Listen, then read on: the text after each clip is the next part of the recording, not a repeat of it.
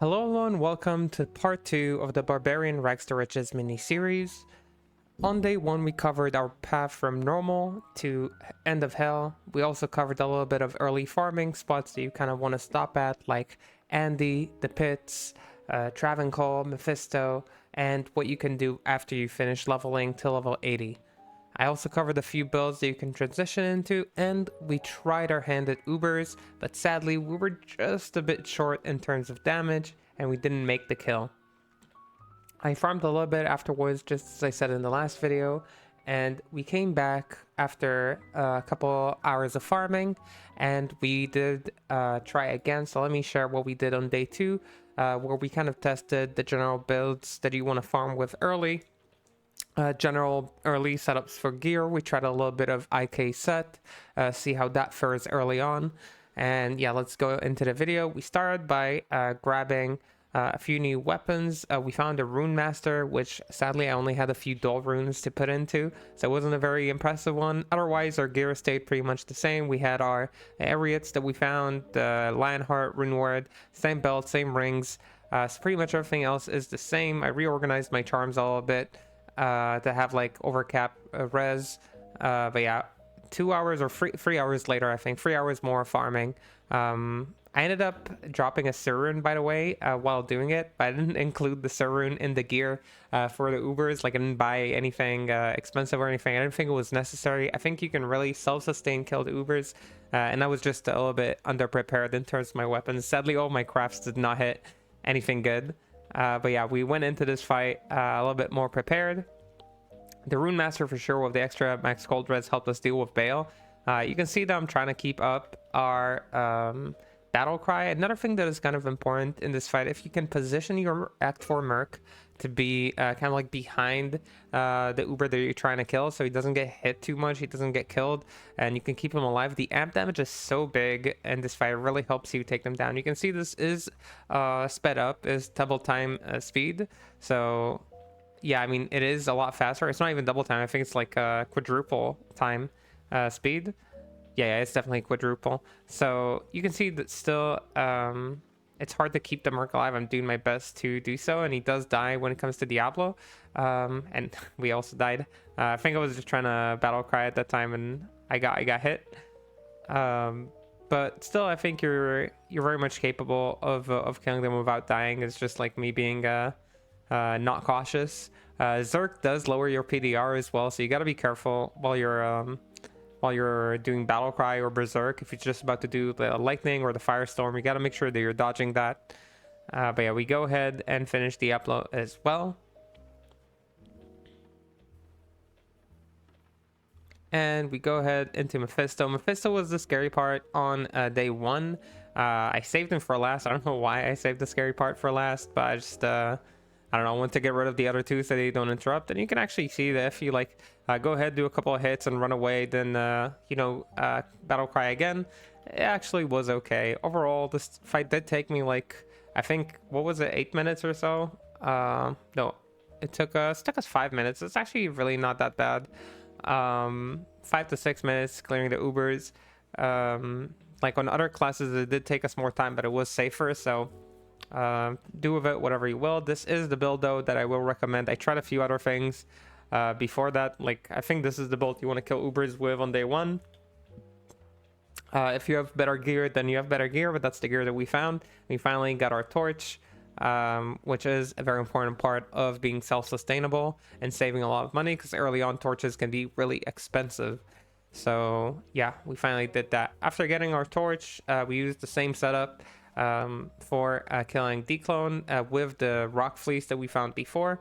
So you can see we have our Horizons Tornado. It slammed the ED and ignore target defense, which is really cute. I only had an if rune to put inside it. I didn't even have an extra dull rune. I didn't want to use all the extra gear I have in my shard stash. So that's what I put inside it. We have an Ariett's face with a Thule rune for some extra resistances. We have Rock Fleece with an Ort rune for some extra resistances. I kind of forgot about it, but I actually did drop a 19 PDR rare armor. But I ended up just using the Rock Fleece. It's okay, it's not like a big deal or a big difference. Yeah, we had that like laying of hands that we dropped, the 196 damage to demons. belt with tri-res, a little bit of a damage ring, and a dual leecher. Didn't really need the leech or the res on it, to be honest, but I just didn't want to change like my gear too much. Noko relic with 8 max to fire that we got early on in I think normal or nightmare, and the rune master that has a bunch of low and if runes. Again, very beginner type stuff. It's not a very strong weapon. You can make crafted weapons that are way better than this, and I just couldn't land any crafts, sadly. So that's what we went with. Definitely a strong weapon on it. Like, I was really happy to drop it. It's just it's kind of funny. That's all I had to put inside it. And yeah, Marowak that we dropped. I didn't need the Marowak for the CBF, but I didn't have any better boots to use, so that's what I just ended up using. Like, I didn't need the CBF, I had it from Rune Master, but I guess some people don't have Rune Master, so using something like Marowak or something like Rite of Passage is more likely.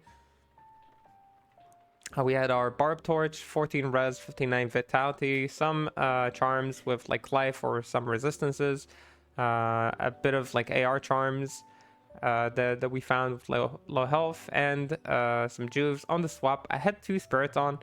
If you're not lazy, this is usually where you'll just you can shop for +3 to Warcry's flails. You can shop those and they will just give you +6 to your Warcries. I was really lazy. I should have done it. I'm just I don't want to waste time on it, and I didn't think it was even necessary. But just so you know, you can have +4 more to your battle cries if you want to. It's a little bit more health from your bow, so it's probably worth doing like in the next time. Or just like also having like a +3 Warcries amulet that you can swap could help you with a little bit more health. I just genuinely didn't think I will need it. And yeah, you can see I maxed combat reflexes, mastery, 1 point in the other passives, max berserk, max taunt, and we put like 1 point into battle cry. That is kind of like the skill setup that I was using, and hopping into dclone. And you can see the first thing you want to do is charge your frenzy. Frenzy is real important, and you want to make sure that whenever he's not doing firestorms or lightnings, you're dodging. Don't stand too much on fire, like you don't want to be wasting too many juice. You can see if you stand behind like one of these like pillars as he's like doing the lightnings, he'll be doing pretty well. Other than that, yeah, it's like pretty simple. You keep your frenzy up. Try not to stand next to the pillars if you can, so they don't hit you. I went in with a belt that only has 3 rows, which is a little bit silly, but you know, it worked out fine. You can see that I'm not using too many of them. Mostly only when I get like one of these like fire spirits underneath me. Yeah, you make sure you don't stand like near the skeletons when you berserk too much. Like doing like 2, 3, 4 hits and then running away is probably the way to go, because using berserk will lower your PDR and the skeletons will do quite a bit of physical damage. Then like dodging after a couple hits is probably the right idea. Make sure to get rid of these fire spirits. Don't stand on them. Keep up the frenzy. So overall, that's like how you kind of like run the fight. Try to avoid the fire damage. I noticed that I was doing really well and I had a lot of potions left. So I wasn't like worried too much about tanking. You can see that like at some point I'm like, okay, fuck it, I'll tank a little bit more. Thank you, Dreki, for the follow. I probably didn't notice during the stream. So here I'm saying it now. And yeah, like as long as you keep up the frenzy, like movement wise, you're like pretty fine. Like you have a lot of move speed, and yeah, the damage is really nice on this build, honestly. I can't even imagine if you hit like a good F craft early on, like even if you don't have a Zod rune, because you don't need like the weapon to last. You just need a strong enough weapon for the one fight that you're doing. Then I think you'll pretty much be okay. Of course, if you find an amazing F weapon, you can like even Zod it if you want to.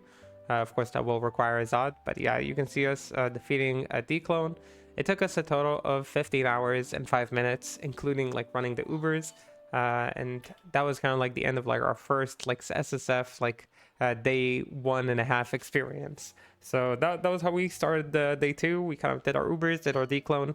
After that, we moved into testing a little bit of early budgety setups like IK set. IK set normally is used for Whirlwind, so that's the one I started with. I wanted to see how it will do with just like plain Whirlwind. This is not bleed Whirlwind for people, or some people suggested bleed Whirlwind. I couldn't find like any gear early on that would be good for that. But we wanted to see how it does And honestly, I was pretty happy with how IK set performed.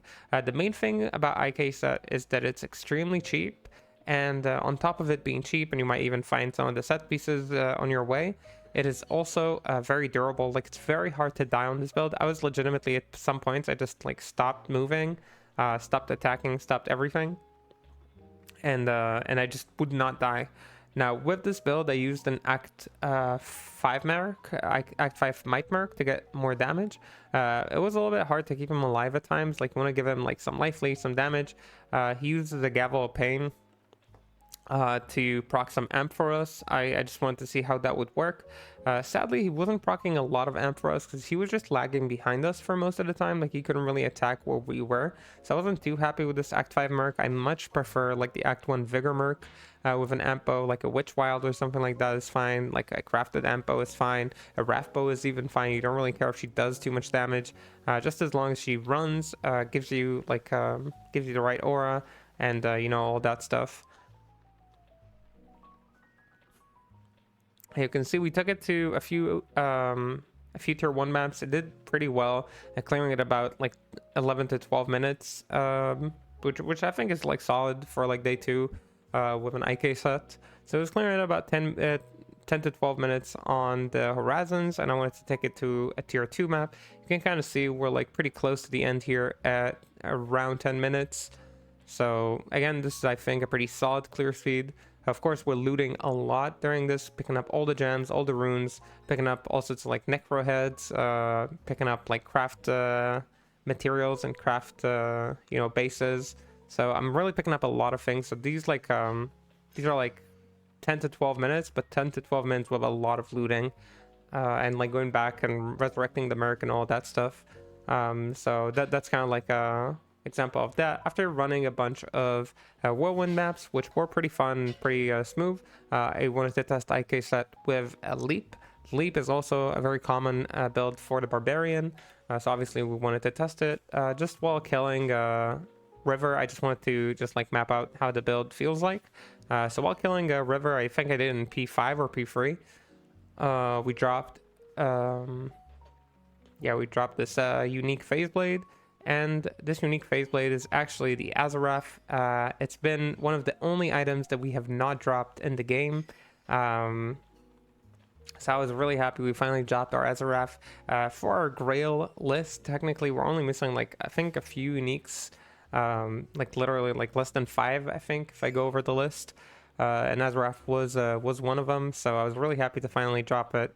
It's been a long time. It rolled pretty badly with 10 to Sanctuary Aura. I think it slammed the enhanced damage. We slammed it on the spot.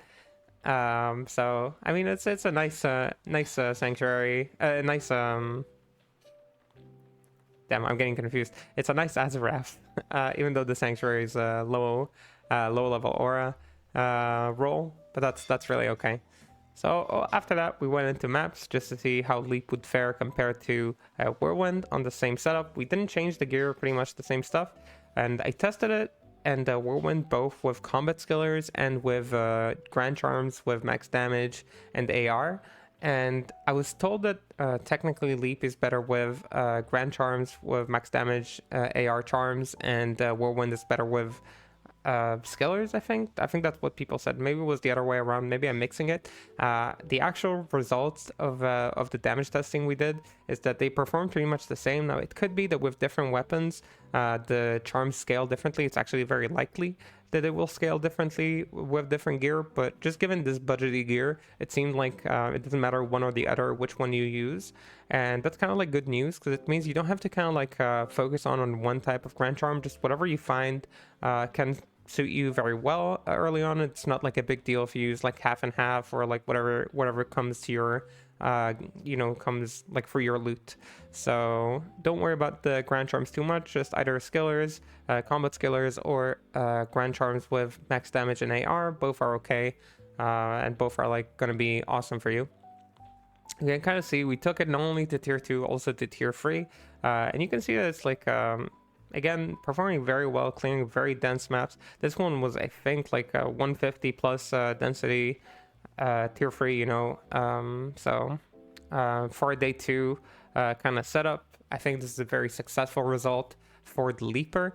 Leaper overall was between 1 to 3 minutes faster on average than our Whirlwind on the same setup. So early on, if you prefer farming on something that's not going to be your end build and you want to play either Whirlwind or Leap kind of setups, then go ahead and go for a Leap. It was a little bit faster. Both of them are kind of like very comfortable builds to play. You just hold the right click, so very low intensity in terms of like hand for all of us dad gamers that don't want to strain our hands too much. So that's another bonus for these two builds. Afterwards, kind of like a request from one of the chatters, Yoshi asked for kind of like a mix of two sets. So using the BK set with the two swords, with the two Colossal and Colossus Blade, and the BK set ring, alongside the pieces of not BK, sorry, IK set. So IK set plus BK set, you drop the IK weapon and you do full BK set on top of the other IK, armors. So we kind of tried it just to see how it performs. We tried it with Berserk. So mapping with Berserk, maybe for people who want to boss early and they also want to be able to map. This is the results of this kind of setup. We also did Ubers with it, and it was like solid for Ubers as well, which is kind of cool. So if you end up getting on day two these kind of like setups, like they don't have any good slams for ED or anything like that, no jewels. There's just plain set bonuses that keep us like in terms of damage. And you can see that we're clearing pretty well. It took us about, I think, 8 to 9 minutes to clear most of this map. We didn't start right ahead because we were like fixing our gear. So pretty nice results for the Zerk Barb. Again, you gotta make sure you keep your frenzy up, like I just did not do. And yeah, here I am charging it again, silly me. So as long as you keep your frenzy up, you'll move pretty fast, you clear really fast, you do really high damage. You always have access to concentration if you need to kill something that is physical immune, which is another benefit. So it's pretty easy to always kill stuff if you need to. If you need to kill bosses, I think I show like the map boss kill, and I move the players to play as free just to kind of like show the skills, even like tankier stuff. We tried like in play as free. I tried it on a lot of builds just to see like if it performs well in like groups or things like that. And Zerk definitely performed really well. You can see me completely destroying this boss with this kind of like budgety setup. So I was really happy with how this kind of like mix of two sets was working early on. After that, we went to try Throw, and the Throw is a build that I've already played in Season 9. I was really happy with Throw, and it's a build that a lot of people are looking to play in Season 11 because of the buff to throwable weapons, where they're going to get sockets in the next seasons, or like the ability to roll sockets and to be boxed. So I'm really happy for this change. I didn't think Throw was bad by any means. Throw is, I mean, it was pretty strong, but the main thing, it felt like that despite having really high damage, you were still lacking in movement, because you're kind of like, you're focusing your gear on damage, and maybe getting like extra damage on the weapons will let you focus more on movement in other areas of your gear, which is kind of cool. You can see that like even with this is mostly like self-found gear that we had. So like we're using like the lacerator, like a crafted weapon, the Ariat. So mostly thing that we self-found on day 2, unlike the other thing, which was like the IK set, which obviously I didn't find like the IK set on day 2. It's just I had it kind of like stashed to the side to test it as a budgety build. This build is really mostly self-found. I think outside of like a Ravenfrost that I picked up from a short stash, which is like pretty easy to buy early on. It's not too expensive. It's not like a good Ravenfrost, it was like a very average one. And you can see that we pretty much like destroy the map. I don't mind like running in super deep as long as you have like enough life leech, which is not hard to get. You can see that I'm like doing really well. I'm like self-sustaining a lot. You don't need a lot of health. And yeah, it's like, it's been working really well. As long as you have like one lacerator for that amp, it's like works really nicely. I don't think you need the Act 4 Merc again, the Act 5 Merc for the Might. I think like running an Act 1 Vigor Merc is much preferred. But I had to test it because like we were testing like the Act 5 Merc, and I just wanted to see how it feels like. So I was pretty happy overall with how it worked. After that, a little bit of testing. We also took the thrower to dclone. To see how it fares in dclone. We had a laying of hands we found that day, a 2 throw with max life that we slammed that day, a string of ears, a faster run walk, pretty average string of ears, Ravenfrost with 219 AR.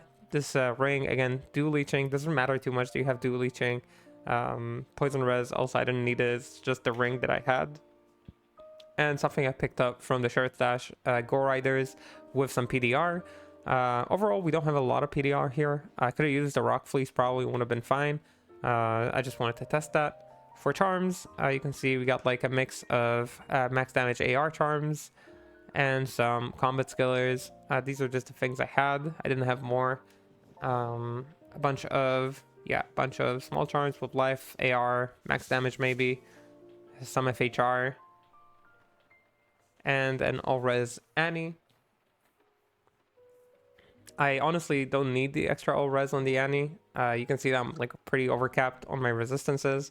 It's just the one that I kind of grabbed from my stash. I just wanted one with high experience, honestly. So you can use the worst one. We have a Barb torch here with 20 res as well, and 34. So I could have used the other one with the 14 res. On the swap, we got a Mang Song for +6 skills. Again, you can get +6 to your war cries simply by buying like 2 flails. So it's something that you can shop for relatively easily. I'm just really lazy. So this is like pretty easy to have like a +6 to your battle cries on the swap. So don't worry about it too much. That's all I'm saying. Don't worry about it too much. And yeah, the Lacerator, the Laying of Hands, Ariat, Knuckle Relic for max fire, and a bunch of Jews. Let's head into it. I'm pretty sure this one I kept in like real-time speed to just kind of demonstrate how the fight feels like. Yeah, showing the skills, 1 point in battle commands, and 10 points in battle commands, 1 point in the others. Kind of maxing the synergies for double throw. And we have 1 point in the passives, 20 points in throw mastery. I was told that maybe I don't need that as many points in throw mastery. I kind of need to look into that a little bit more. A bunch of dexterity for AR and damage, strength to wear our gear, and some vitality. First of all, always charge your frenzy. Helps you get these good breakpoints and very fast movement. You can kind of see I'm using a lot of my mana here. I did not expect that this would be a build that kind of like needs to drink juice for mana, but it is what it is. And you can kind of tell the bounces from the pillars to dclone are really, really nice. They do insane damage. So you kind of want him in these kind of positions where he's like close to one of the pillars, but you're not like in the center. That was like my favorite one because you want it to bounce only between one pillar and declone. You don't want it to bounce between a bunch of pillars and you miss a ton of damage. For the skellies, you can just kind of like walk back. You don't need to tank them or anything. You will need to drink some juice for mana to keep throwing at them, it seems. Surely at higher difficulties, this is more of this is less of an issue because they just you get damaged a lot more. So yeah, you can take that into mind. Maybe bring a few mana potions if you want to, but the juice are fine. They do their job. Hey, you can kind of see that like if he stands here near 2 pillars, it kind of bounces between them and you're missing a lot of damage. So yeah, hopefully you can drag him into somewhere where only 1 pillar hits him.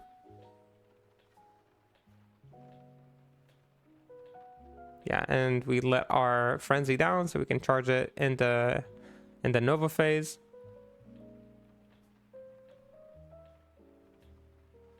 Yeah, we'll run away a little bit.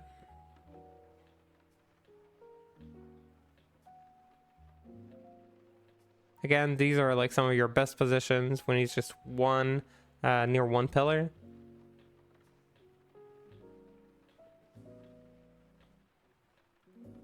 Yeah, if he's not close enough to any pillar, then that's not too good. You just want to run a little bit. And he finally summons the second wave. Second wave, focus on the archers as always. Get rid of them. Don't let them, mess with you too much. Even though, again, like for the most part, I'm drinking juice because I need mana anyway. So if you lose a little bit of HP as you go, that's like, I think that's fine. That's not like too terrible.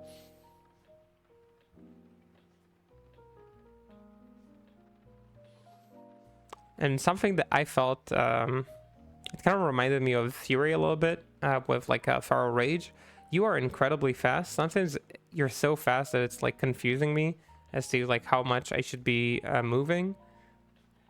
That's something that like you need to get used to how fast you are with this build, because Frenzy is maxed like that. But you can see we got through the first 2 phases pretty easily. I'm trying to pick up my cube, and we have a bunch of juice here. We're like not worried at all. It's not as safe as like summon builds, but you can see it's a little bit safer than Zerk compared to like the first kill we had on Zerk, which was relatively with similar levels of gear. You don't have any dwarf stars on to reduce like the fire damage, which usually helps.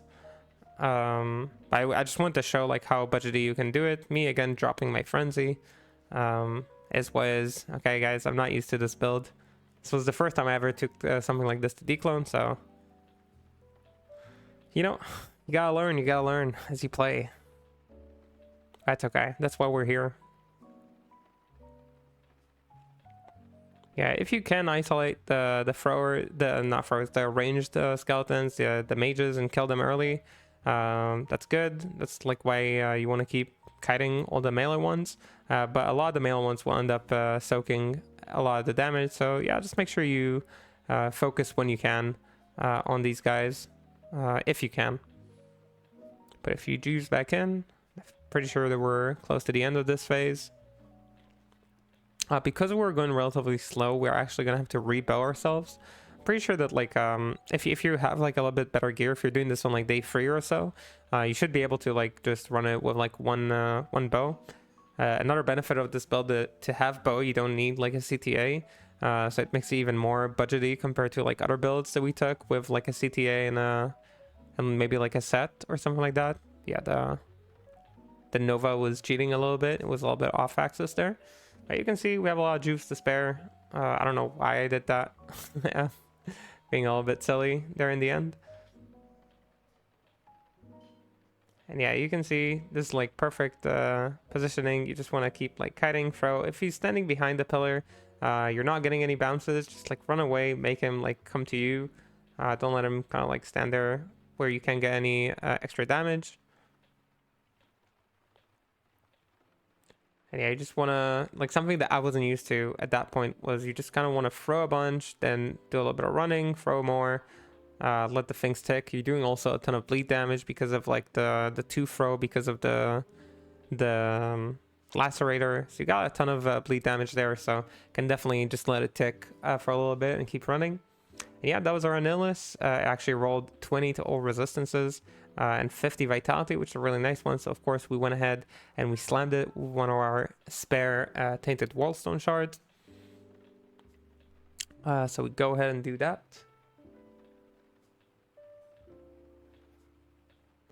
And if you can stop and guess what you think this got, go ahead and say what you think it is in the comments.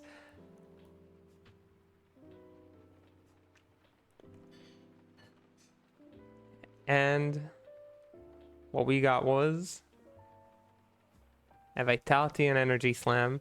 Sadly, no 2 skill, 20 res Annie for us, but again, a really, really nice Annie. Some people like these kind of like bossing Annies with a lot of Vitality, so it's a solid drop for us from dclone. I'm pretty happy with it. With that said, we kind of wrap up our day 2. You can see our current Barbarian. This is the gear that we were kind of running for it. I don't know why I can't wear my... Oh, because I think I changed like some of the gear afterwards. There we go. This is mostly the gear that we run on the throw. I was really enjoying the throw. I made like this weapon. We crafted a bunch of throwing weapons. You can just save a bunch of like bland bases like this, and you can slam them for the chance for them to become rare, which might make them really strong. And you can also craft with them if they become rare. So it's kind of like a way to gain more craft bases. Other than that, we just like saved a bunch of like things like this and just like try to craft with them. So that was kind of like our tactic around it. We found this death bit. I just didn't want to up it. Really nice death bit with extra damage and AR. So another kind of item you can look for. You do need to up it for it to be strong, but again, very strong potential for throwing weapons. People tend to not care too much about throwing weapons. They sell them for really cheap. Next season it might change, but I'm talking like in terms of uniques, like non-F lacerators or these kind of like death bits or glimmer shards. So you can definitely pick up a bunch of those if you do want to try more like the thrower approach for it. On day number 3, we're going to try and upgrade our gear a little bit more and use a little bit more expensive stuff and see what we can gain in terms of clearing maps. We're going to try Whirlwind, maybe Whirlwind with bleed, some throwing with bleed, and maybe a bit more enhanced version of a leaper barb. If there are builds you want to suggest in the future for me to try, you can drop them in the comments. If you enjoy this content, I'd appreciate if you drop a little bit of like and a subscribe. All the other free stuff that you can do with the press of a button would be greatly appreciated. And yeah, this is kind of like a midway through running Barb. Barb is looking to be a very popular class for season 11, so hopefully this can help you start your Barb adventure. And yeah, till the next video or the next stream, I'll see you then, and have a good whatever you're having. Bye.